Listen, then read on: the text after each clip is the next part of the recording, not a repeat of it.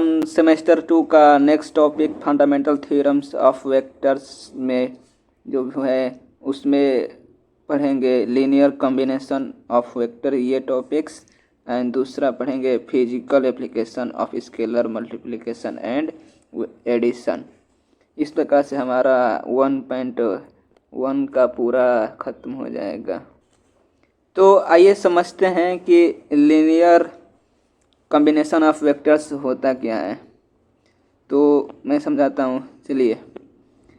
तो मान लीजिए कि आपके पास v1 v2 v3 dot dot dot vn n vectors है इन और n, ठीक है।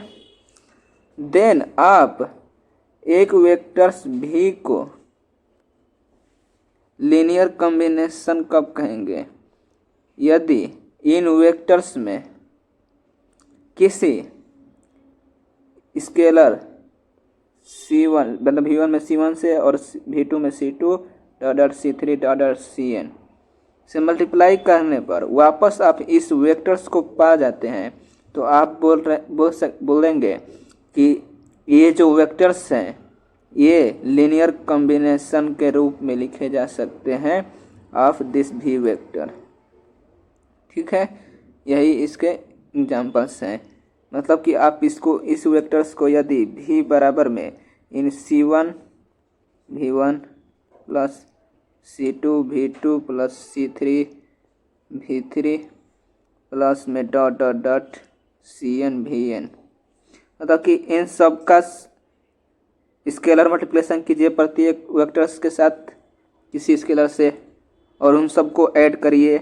यदि आपको रिजल्ट में ये वेक्टर्स मिल जाता है देन आप कहेंगे कि ये v1 v2 v3 is a linear combination of this vectors, ठीक है। तो इसी को मैंने डेफिनेशन में लिख रखा है। तो आइए डेफिनेशंस को पढ़ते हैं। डेफिनेशंस क्या कह रही हैं, देखिए। जो मैंने बताया वही चीज़ है कि let v1 v2 dot dot vk, मैंने vn लिख दिया था तो वही मान लीजिए, मतलब कि n वेक्टर्स तक हैं, ठीक है।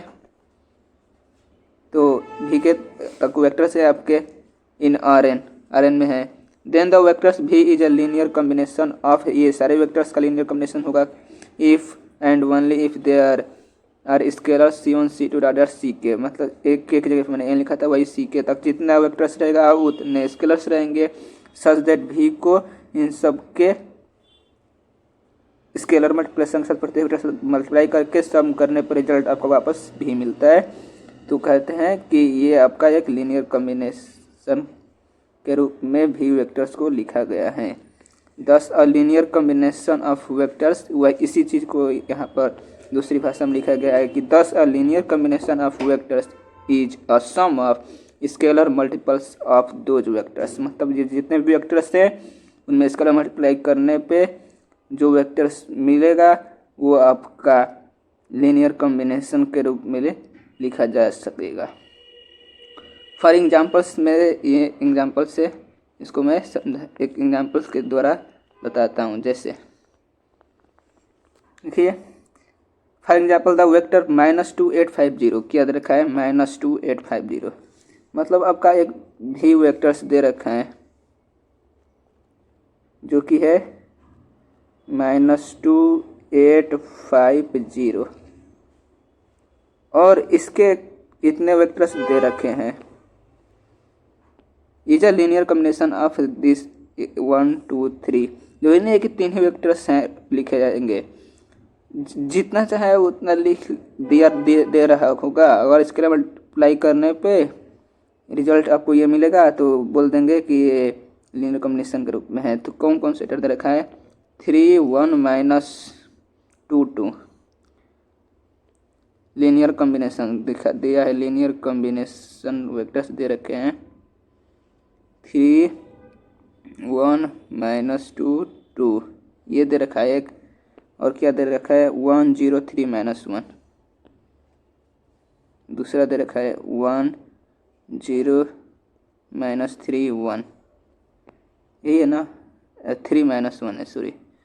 तो ये आपका 3 और ये आपका -1 हो गया, ठीक है।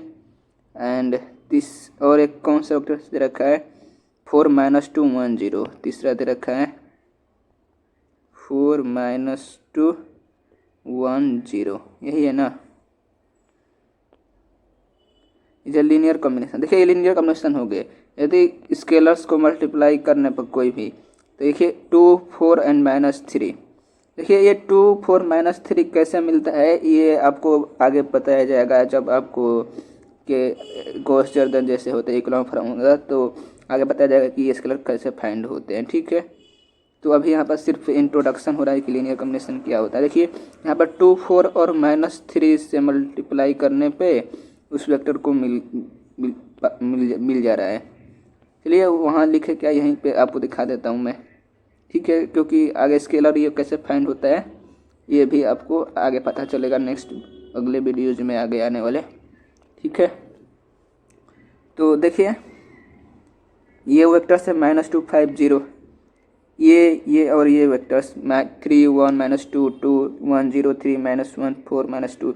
बिकॉज देखिए इसमें 2 से गुणा करने पे 2 से मल्टीप्लाई किया, इसमें +4 से किया और -3 से किया, तो रिजल्ट आपको वापस ये वेक्टर्स मिल गया। सो देख रहे हैं कि ये वेक्टर्स में एक स्केलर से मल्टीप्लाई करने पर आपको ये रिजल्ट मिल गया है। सो आप बोलेंगे कि -2 8 5 0 इज अ लीनियर कॉम्बिनेशन, मतलब ये लीनियर कॉम्बिनेशन है इन सभी वेक्टर्स का। तो मुझे लगता है कि आपको लीनियर कॉम्बिनेशन समझ में आ गया कि लीनियर कॉम्बिनेशन होता क्या है। देखिए नोट्स में मैंने लिख रखा है any vectors in R Q can be expressed in a unique way as a linear combination of I J K। I के मतलब क्या x एक्सिस, J मतलब क्या y एक्सिस, K मतलब क्या K Z एक्सिस, ठीक है। ये क्या कहना चाहता है एक्चुअली कि कोई भी वेक्टर्स दे रखा है, तो मान ये कौन सा वेक्टर्स दे रखा है यहाँ पर देखता हूँ मैं, 3 - 2 5 दे रखा है, वेक्टर्स दे रखा है -3 2 1 5, ये दे रखा है, शायद गलत लिख दिया मैंने, क्या दे रखा है 3 - 2 5 दे रखा है, ओके 3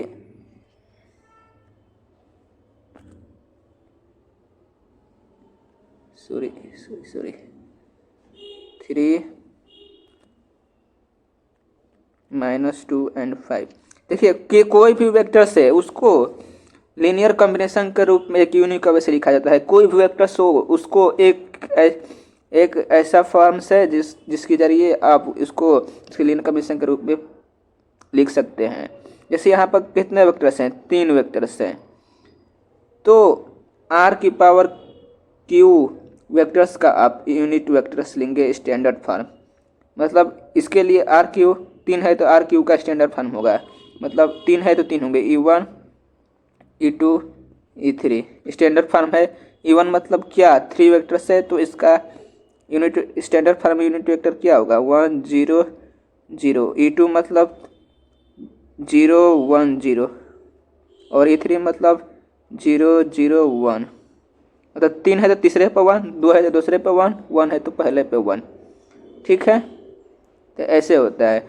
तो इन सब में यदि आप मल्टीप्लाई करेंगे इन सभी वेक्टर्स का तो आप देखेंगे कि आपको ये वेक्टर्स मिल जाएगा। तो सो आप लिख सकते हैं 3 - 2 5 बराबर ये 3 एंड E1 है तो E1 से पहले मल्टीप्लाई करेंगे क्योंकि फर्स्ट वाला है, तो फर्स्ट में 1 E1 में पहला 0 रहेगा 1 रहेगा सॉरी, एंड प्लस और ये जो है वो लिखेंगे तो ये -2 है तो यहाँ पर आप लिखेंगे -2, ठीक।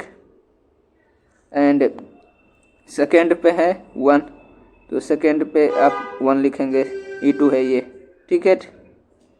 इसी प्रकार से ये क्या है 5 + 5 थर्ड वाला है तो 0 0 लास्ट में 1 रहेगा। तो अब देखिए इन सब का जब सोल्यूशन करेंगे तो वापस ये वेक्टर आपको मिल जाएगा, करके देख लीजिएगा, ठीक है। वापस इसको करेंगे तो आप मिलेगा 3 - 2 5। तो यहाँ पर आप क्या देख रहे हैं कि इस वेक्टर्स को एक यूनिक वे में लिख लिया गया है। आपको पता नहीं था कि वो कौन से वेक्टर्स हैं जो लीनियर कॉम्बिनेशन के रूप में। तो हर एक वेक्टर्स जो दे रखा है कोई, तो उसका स्टैंडर्ड यूनिट वेक्टर्स के रूप में फार्म में लिखा जा सकता है। जैसे r की पावर n है, n का कोई वेक्टर्स है आपको a1 a2 dot dot n तक है, तो आप इसको a1 वाला a1 मल्टीप्लाई करेंगे, कौन से 1 वाले पे है तो वो फर्स्ट वाला 1 रहेगा और टोटल 0 0 रहेंगे n तक। इसी प्रकार से a2 सेकेंड वाला 1 रहेगा 0 1 एंड 0 0 0 0 डैट। तो ऐसे ही आप डायरेक्ट करके लास्ट an है तो an से मल्टीप्लाई करेंगे एंड 0 0 0 0 लास्ट वाला 1 रहेगा। मल्टीप्लाई करेंगे तो वापस आप इस वेक्टर को पालेंगे। ये आरएन फॉर्म का एक वेक्टर है, ठीक है। तो यही बताना चाहता हूँ मैं कि आप किसी भी वेक्टर्स को इसका स्टैंडर्ड यूनिट वेक्टर्स के फॉर्म में लिख सकते हैं, ठीक है। तो आप कह सकते हैं, मैंने लिख रखा है कि एनी इन जनरल देखिए A B C A I plus B J plus C K also every vector in R N. R N मतलब क्या, वही सारे वेक्टर्स हैं expressed as a linear combination of standard unit vector. Standard unit one मतलब first वाला 1, e2 मतलब second वाला 1, en मतलब लास्ट वाला n वाला। तो आप उन्हीं से ऐसे मल्टीप्लाई करेंगे, वापस वो वेक्टर्स आपको मिल जाएगा। तो समझ आपको मेरे अंदर से पूरा लीनियर कॉम्बिनेशन ऑफ वेक्टर्स अच्छे से समझ में आ गया होगा। और कोई प्रॉब्लम हो तो मुझसे पूछ सकते हैं, ठीक है, कमेंट्स करके। मैं उसको सिंप्लाई करने का बताऊंगा कैसे होगा। इसके अलावा आपको आगे पता चलेगा कि ये सारे अगर स्टैंडर्ड फार्म के रूप में तो नहीं है तो आपने a1 a2 सिंप्लाई करके लिख लिया। यदि आपसे कोई वेक्टर्स दे रखा होगा और आपको वेक्टर्स दे रखे होंगे और c1 c2 c3 का मान पूछ रहा होगा तो वो कैसे फाइंड करेंगे वो आगे पता चलेगा। ऐसे तो कोई वेक्टर्स दे रखा होगा, यदि बोलता है कि इस वेक्टर्स को लीनियर कॉम्बिनेशन के फॉर्म में लिखिए तो आप स्टैंडर्ड यूनिट वेक्टर उठाएंगे। जैसे ये दे रखा है तो ये उठाए तो लिख देंगे we know that every vectors can be expressed as a linear combination of the standard unit vectors लिख करके, और जो जितना वेक्टर्स रहेगा उतना वो वेक्टर्स पहले यहाँ पर ले लेंगे 3 -2 5 -2 and 5 and so and first वाला फर्स्ट, तो फर्स्ट वाला 1 रहेगा, 3 हैं 3 का तो 2 बार 0 करेंगे, प्लस में जो संख्या रहेगा वो मान लिया -2 है तो -2 करके, एंड यहाँ पर सेकेंड वाला है तो सेकेंड वाला 1 रहेगा, 0 1 3 है तो 3 तक बस ख़त्म, और लास्ट वाला 5 लिख के, और ये थर्ड वाला है तो 0 0 लास्ट वाला 1। तो आप ये बताएंगे कि this is the linear combination of this vectors because we can write this way. Okay, मैं आपको अच्छे से क्लियरिटी हो गया होगा लीनियर कॉम्बिनेशन क्या होता है। तो चलिए इसको अब ख़त्म करते हैं, और अगला टॉपिक्स में अगले वीडियो में आप अपलोड करूँगा जिसका नाम है physical application of scalar multiplication and vector addition, ठीक है। Thank you.